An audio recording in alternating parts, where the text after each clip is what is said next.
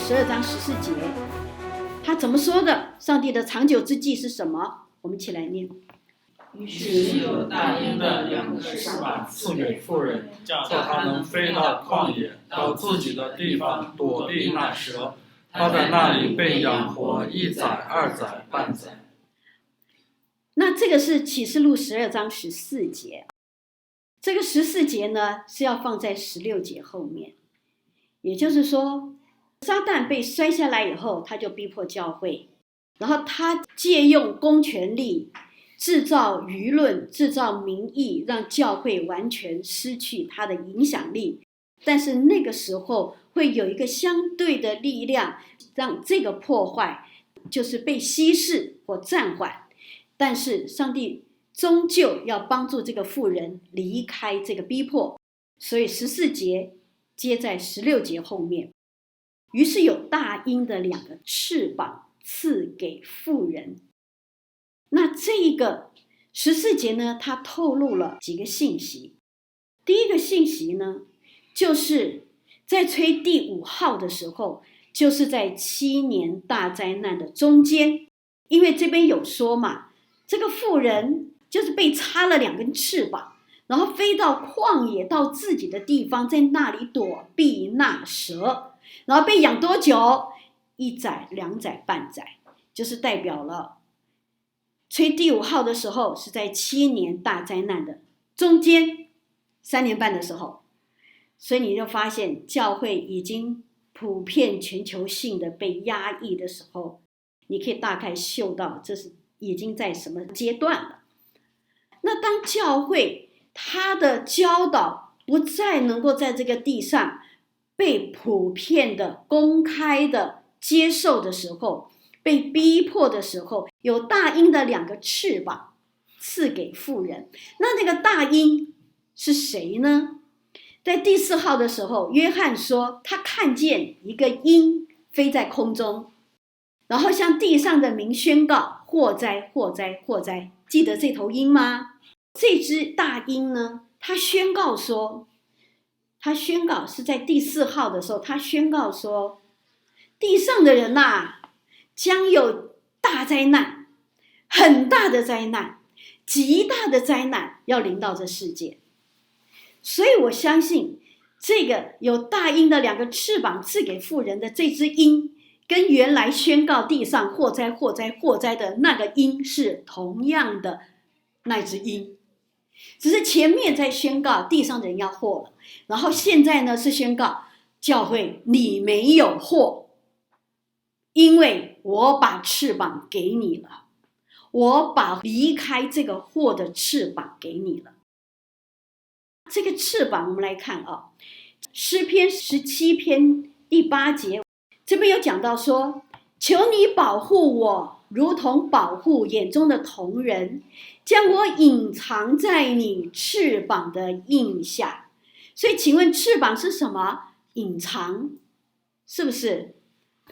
诗篇91篇4节这边说，他必用自己的翎毛遮蔽你，你要投靠在他的翅膀底下，他的诚实是大小的盾牌。所以这边的翅膀它代表的是保护，因为你可以投靠他，代表的是保护。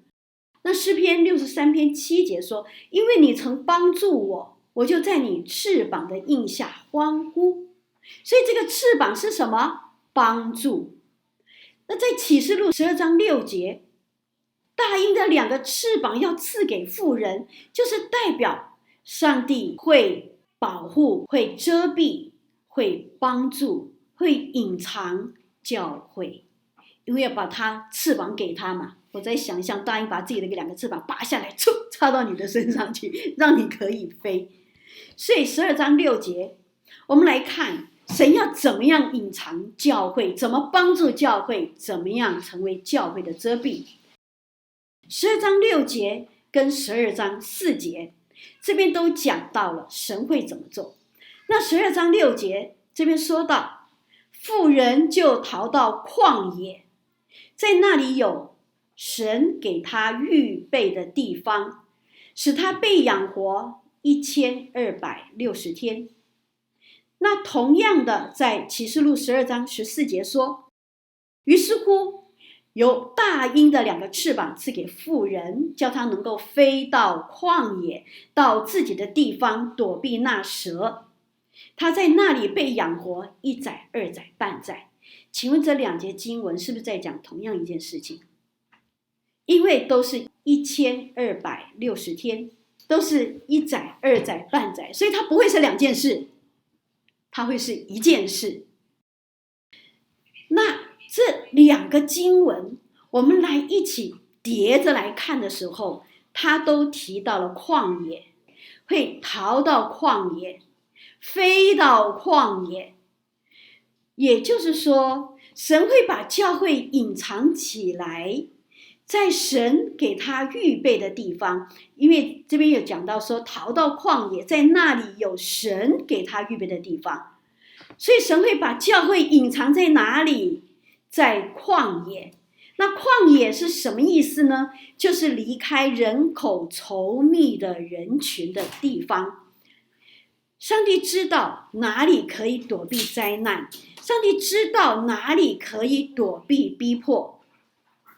这边讲到神给他预备的地方，就好像神跟以利亚说，要有那个什么旱灾了，你躲到基利西边，然后在那个地方我已经吩咐乌鸦供养你了。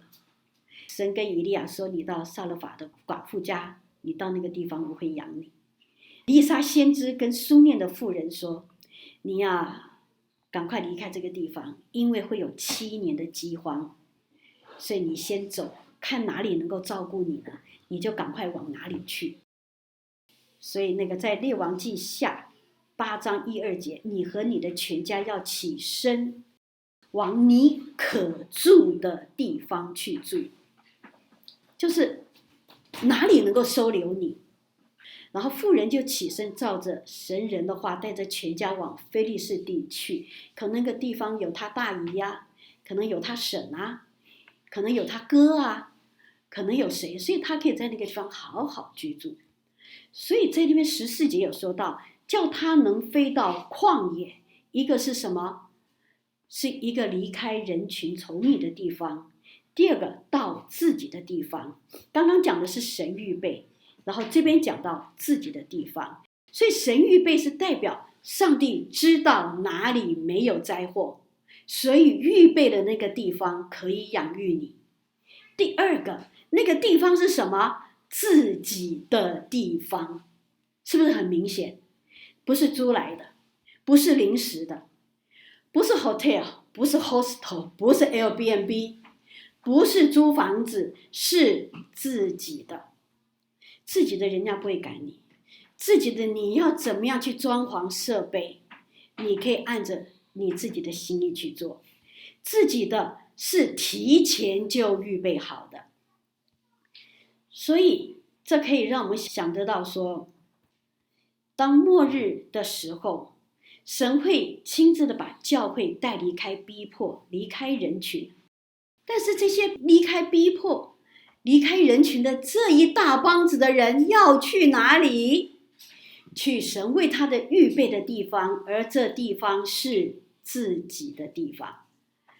因为是自己的地方，所以你才可以安安稳稳的躲避那蛇，也就是没有人会告发你，没有人会出卖你，没有人会跟隔壁的说，其实住在那边的他们是教会，住在那边的其实他们是基督徒，住在那边的其实他们在传福音，其实他们在敬拜神。自己的地方躲避那蛇，也代表了这不是居无定所，不是惶惶终日。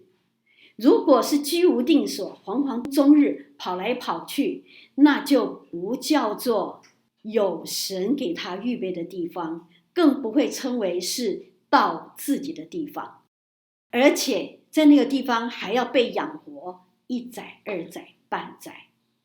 既然是被养活，就是代表这个神预备的地方，这个自己的地方里面有资源，对不对？要不然你怎么被养活？你被养活就是代表它是一个 ready 的地方，它是一个预备好的，可以睡，可以吃，可以生活，可以让你这3年半躲避那蛇的一个空间。那当然被养活也一定涵盖了上帝在这里面有神迹奇事，因为你不可能一个空间里面，因为你不知道会有多少教会的人需要在这个地方插着2根翅膀逃到这里来啊！你不可能预备那么多物资，你不可能储存那么多的罐头，你不可能储存那么多的粮食。所以上帝他可以把过去使无变为有，然后使食物倍增的一切神迹奇事彰显在神所预备的那个地方。所以我们是不是看到了上帝他在末日的时候，他有各式各样不同的方式来带领他的信徒。你看在揭开第5印的时候，是叫你做什么？做殉道士，对不对？所以如果那个时候你是被分派做殉道士的，怎么样？那你就殉道吧。因为在第6印的时候，首先那个在羔羊的那个宝座面前敬拜，你就不要躲避，求神加添你，加添我，加添你的孩子，加添我的孩子，加添教会，加添所有信徒，能够有神的恩典去面对那个逼迫，就去做殉道士。但是现在是吹第5号，是不是？吹第5号，上帝说的是躲避那蛇，就是你该躲你就躲。就像耶稣警告说，他在马可福音13章14到16节，耶稣说，你们看见那行毁坏可憎的站在不当的地方，也就是那个敌基督他自称为神的那个时候，你如果看见了这个迹象，那时在犹太的应当逃到山上，在房上的不要下来，也不要进去拿家里的东西，在田里的也不要回去拿衣裳。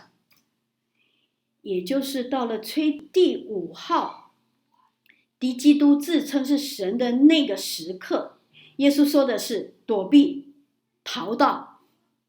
为什么要躲避、要逃？不是上帝怕呀，是因为上帝要清洁房子啊。那你看今天你在房子拖地，你的小孩在那边走过来走过去，把这个脚印踩过来踩过去，你方不方便整理啊？你不方便啊。你是不是会跟孩子说你先出去玩？你不是不喜欢孩子，是说我现在要拖地，我现在在整理房子，你一会儿弄这一会儿弄那，你让我不好干活。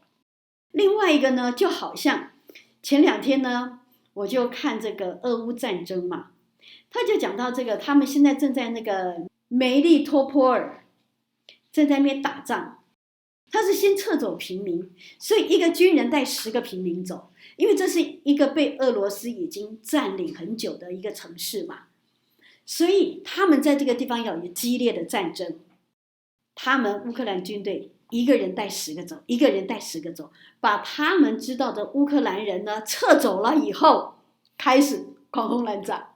因为很多的房子里面都有俄军啊，很多的那个设施里面都有啊，如果里面还混着自己人，那不就杀了自己人吗？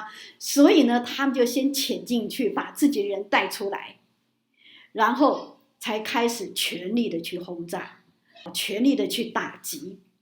所以我觉得说，现在上帝是要出清地面的一切障碍物，然后要迎接神的帐幕在人间。上帝必须把这一切的障碍物除去，在这个之前，上帝要先把他的教会隐藏起来，不要在这个地方走来走去，隐藏起来，你换一个地方住，在那我会养你。